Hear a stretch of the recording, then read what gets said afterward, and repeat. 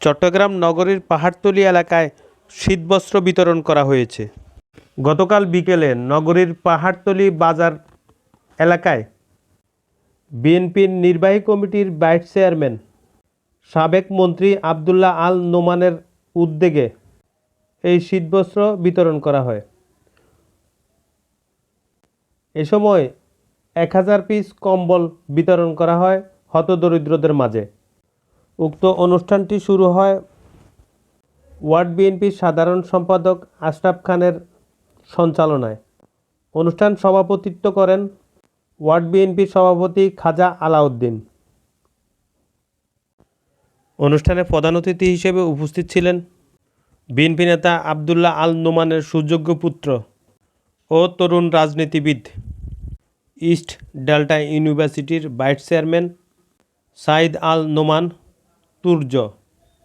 বিশেষ অতিথি হিসেবে উপস্থিত ছিলেন 12 নং ওয়ার্ড সাবেক কাউন্সিলর আলহাজ শামসুল আলম শামসু, পাহাড়তলী থানা বিএনপির সাবেক সাধারণ সম্পাদক জসিমউদ্দিন জিয়া, তোফায়েল হোসেন, সাইদুল আলম সওদাগর, আলহাজ গনি সর্দার, আনিসুজ্জামান পাটোয়ারি টুটুল, শফিকুর রহমান খন্দকার, মোস্তাক আহমেদ হায়দার, মহিলা নেত্রী খালেদা বোরহান, সালাউদ্দিন রাসেল মির্জা, মোহাম্মদ জাহাঙ্গীর আলম, ইমরান হোসেন, মোহাম্মদ বেলাল, ইকবাল হোসেন, জুয়েল মির্জা, মোহাম্মদ পারভেজ, সাইফুল কোম্পানি, মোহাম্মদ সুমন, মোহাম্মদ প্রিন্স, মোহাম্মদ ফরিদ, মোহাম্মদ সোহেল, মোহাম্মদ সোহাগ সহ অন্যান্যরা।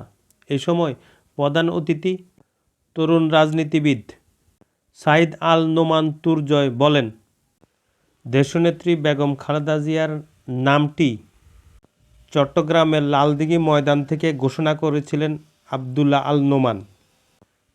তাই আজ সারা বিশ্বে পরিচিতি দেশনেত্রী বেগম খালেদা জিয়া। তিনি আপোষহীন নেত্রী বেগম খালেদা জিয়া।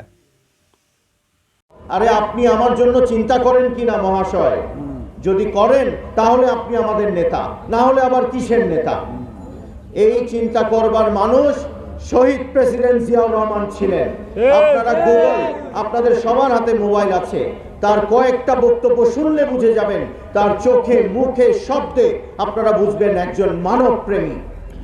এই ভালোবাসবার মানুষ, কাজ করবার মানুষ এবং সততার সাথে করবার মানুষ বেগম খালেদা জিয়া, যাকে তিনবার বাংলাদেশ প্রধানমন্ত্রী বানিয়েছে ইলেকশনের মাধ্যমে, ভোট দিয়ে, এমনি নয়।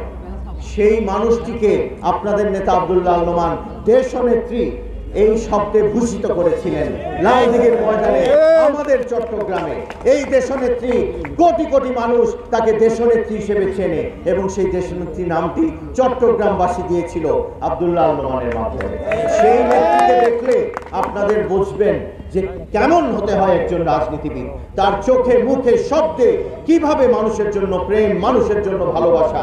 আজকে তৃতীয় সেতু, যেই সেতু এখনো চট্টগ্রামের উত্তর এবং দক্ষিণকে কানেক্ট করে, যোগাযোগ ব্যবস্থা অন্য কোনো কিছু করে না, সেই তৃতীয় সেতু তিনি করেছেন আব্দুল্লাহ আল নোমানের উপস্থাপনায়। তিনি এটাকে প্রস্তাব করেছিলেন।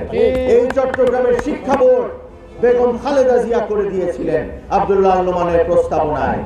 এই ভেটেরিনারি ইউনিভার্সিটি তিনি করিয়ে দিয়েছিলেন আব্দুল্লাহ আল নোমানের প্রস্তাবনায়। চট্টগ্রামের শহীদ এনএম কলেজ আজকে একটা সুপ্রতিষ্ঠিত কলেজ, 4 শহীদের নামে কলেজ, যেটাকে সবাই নোমান কলেজ বলে, অথচ এটার নাম নোমান কলেজ নয়, এটা শহীদ এনএম যে কলেজ আব্দুল্লাহ আল নোমান বলেছিলেন 4 শহীদ 90 এর গণ অভ্যুত্থানে যে 4 শহীদ হয়েছিল, 4 জন, তাদের নামে কলেজ হবে, আমার নামে নয়। সেই ধরনের রাজনীতিবিদ আপনারা দেখতে চান, আমি জানি। সেই বেগম খালেদা জিয়াকে দেখলে আমাদের রাজনীতির পাঠশালায় আমরা ঢুকে যাব। আমরা তাকে যদি সামনে আনি, আমরা বুঝে যাব কি আচরণ করবার দরকার। তারপরে এসেছে দেশনায়ক, যিনি চান না তাকে দেশনায়ক ডাকা হোক, আমি তাকে দেশনেতা বলি। দেশনেত্রী বেগম খালেদা জিয়া, দেশনেতা জনাব তারেক রহমান। দেশ নেতা জনাব তারেক রহমান 31 দফার রূপকার, যে 31 দফা দিয়ে তিনি বোঝাচ্ছেন ভবিষ্যতের বাংলাদেশ যে বাংলাদেশ নিয়ে আমরা গর্ব করতে পারবো, যে বাংলাদেশে আমাদের কম্বল বিতরণ করতে হবে না, প্রত্যেকের ঘরে কম্বল থাকবে, প্রত্যেকের ঘরে শিশুরা পড়াশোনা করবে, প্রত্যেকের ঘরে খেতে পারবে, একটা সুন্দর সুষ্ঠু সমাজে আমরা থাকতে পারবো, যেখানে ভোটাধিকার থাকবে, যেখানে মানুষ মানুষকে সহযোগিতা করবে, সম্প্রীতির সমাজ হবে। সেই ধরনের একটা রাষ্ট্র তৈরি করবার জন্য 31 দফা দাঁড় করিয়েছেন। আমাদের নেতা কর্মীদেরকে আমি বারবার অনুরোধ করে যাচ্ছি, এই 31 দফাকে মুখস্থ করে ফেলেন। এই 31 দফাকে মুখস্থ করে ফেললে আপনারা বুঝবেন রাজনীতি কিভাবে করতে হবে এবং কিভাবে আমরা সামনের দিনে আমাদের নেতা জনাব তারেক রহমানের হাতকে শক্তিশালী করব। শুনে আপনারা নিজেদের শুনে বসে থাকলে হবে না, আশেপাশে যারা আছে তাদেরকে বলবেন যে আমাদের একজন নেতা আসছেন, নেতার ছেলে, নোমান সাহেবের ছেলে, উনি বক্তব্য দিয়েছেন। এই বক্তব্য আমরা শুনেছি, তোমরা তো শুনতে পাও নাই, তোমরা জানে আমরা আসছি, শুনেছি, তোমাদেরকে বলছি, সে কথাগুলো বলবেন। এই আশা ব্যক্ত করে সবাইকে ধন্যবাদ জানিয়ে বড় উনি রাজনীতির শুধু আমাদেরকে জন্ম দিয়েছে, নেতাকর্মী জন্ম দিয়েছে, সৃষ্টি করেছে, এই কথা বললে শেষ হবে না। যিনি জিয়াউর রহমানের সাথে যুদ্ধ করেছেন, যিনি এই দেশে যদি 10 জন মুক্তিযোদ্ধা থাকে তার মধ্যে অন্যতম আমাদের সেই নেতা বীর মুক্তিযোদ্ধা আব্দুল্লাহ আল। ওনার এই সুযোগ্য সন্তান, আমাদের প্রিয় মুখ, সকলেরই প্রিয় মানুষ, তরুণ প্রজন্মের আইডল আমাদের শাহেদ আল নোমান আমাদের এই আসনে নির্বাচন করবে, এতে কোনো ভুল নাই। যদি নোমান ভাই কোনো কারণে নির্বাচন না করে, আমাদের শাহেদ আল নোমান মুসল্লা এখান থেকে নির্বাচন করবে, এটা কোনো সন্দেহ নাই। কারণ ওনার বক্তব্য, ওনার কথাগুলা 2 নম্বর কোনো কথা নাই। উনি রাজনীতি করতে চান না, উনি আমাদের চাপে নেতা কর্মীর ইচ্ছার পূরণের কারণে দাবিতে উনি আজকে মাঠে ময়দানে উনি চলে বেড়াচ্ছেন। কিন্তু উনি শিক্ষক, উনি একজন শিক্ষা প্রতিষ্ঠান করেছেন, ইস্টার্ন ইউনিভার্সিটির প্রতিষ্ঠাতা সেই শাহেদ আল নোমান, যেখানে 8000 ছাত্রছাত্রী ওনার অধীনে শিক্ষা নিচ্ছেন সারা বাংলাদেশে, সারা বিশ্বব্যাপী, যার প্রশংসা এই ইস্টার্ন ইউনিভার্সিটি। সেই পরিচালনা করেন শাহেদ আল নোমান, সেটার প্রতিষ্ঠাতাও শাহেদ আল নোমান। তাই ওনার কথা আমি আর বেশি বলবো না, আমার গলা ফেটে গেছে। বন্ধুগণ, আমরা একজন ভালো নেতা পেয়েছি, যদিও তরুণ প্রজন্ম, ওনার কাছ থেকে আমাদের অনেক কিছু শিক্ষণীয় আছে। আমরা আশা করি ভবিষ্যতে ওনাকে কাছে পাবো, আরো অনেক কিছু শিখবো। মুক্তিযোদ্ধা আব্দুল্লাহ আল নোমানের সুযোগ্য সন্তান আমাদের শাহেদ আল নোমান ভাই, শাহেদ আল নোমান সূর্য ভাই, উনি আমাদের মাঝে এখন উপস্থিত হয়েছেন।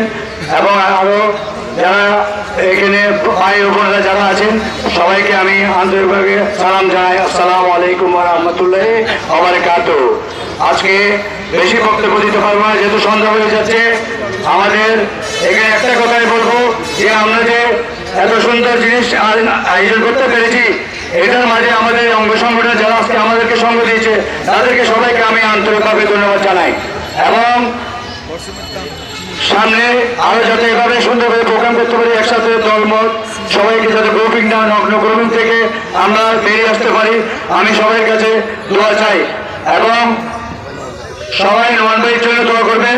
এবং আমাদের দেশনেত্রী বেগম খালেদা জিয়া গত 7 বছর পর ওনার ছেলের সাথে দেখা করতে পেরেছে কালকে, ওনার জন্য দোয়া করবেন। উনিও অসুস্থ এবং আপনারা সবাই ওনার জন্য অন্তর থেকে দোয়া করবেন।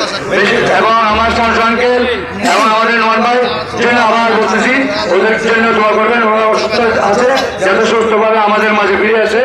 এবং আমাদের এই আর কিছু বলবো না, এই বলে আমি আমার বক্তব্য এখানে শেষ করছি। আসসালামু আলাইকুম ওয়া রাহমাতুল্লাহি ওয়া বারাকাতুহু।